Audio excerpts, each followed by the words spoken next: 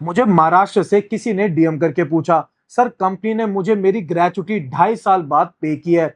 अब labour court के officers बोल रहे हैं कि सिर्फ ग्रेचुटी ले लो, इस पर इंटरेस्ट नहीं मिलेगा। क्या ये बात सही है? चलिए इसके पीछे का लॉ समझते हैं। पेमेंट ऑफ ग्रेचुटी एक्ट के सेक्शन 7(3)(a) के मुताबिक अगर एम्प्लॉयर एम्प्लॉय की लास्ट डे ऑफ सर्विस के बाद 30 दिन के अंदर ग्रेचुटी पे नहीं करता तो एम्प्लॉय को उस ग्रेचुटी पर 10% पर एनम सिंपल इंटरेस्ट मिलना कानूनी हक है। ये इंटरेस्ट आपके लास्ट डे ऑफ सर्विस से लेकर उस दिन तक कैलकुलेट होता है जिस दिन एम्प्लॉयर ग्रेचुटी की एक्चुअल पेमेंट करता है।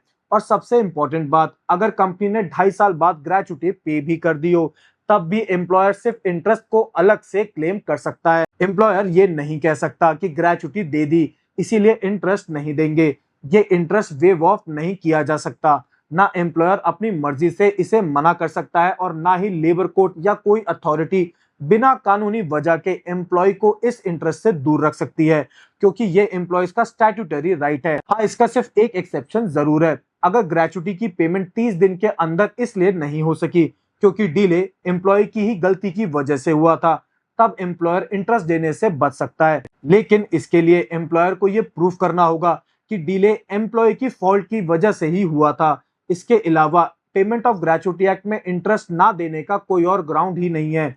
इसीलिए अगर आपको ग्रेचुटी लेट मिली है और इंटरेस्ट नहीं मिला तो आप उस इंटरेस्ट का भी लीगल क्लेम कर सकते हैं। ऐसे ही एम्प्लॉयमेंट लॉ से जुड़े इंपॉर्टेंट लीगल इंफॉर्मेशन को जानने के लिए लॉ विद विक्रम को फॉलो करना मत भूलना। Thank you.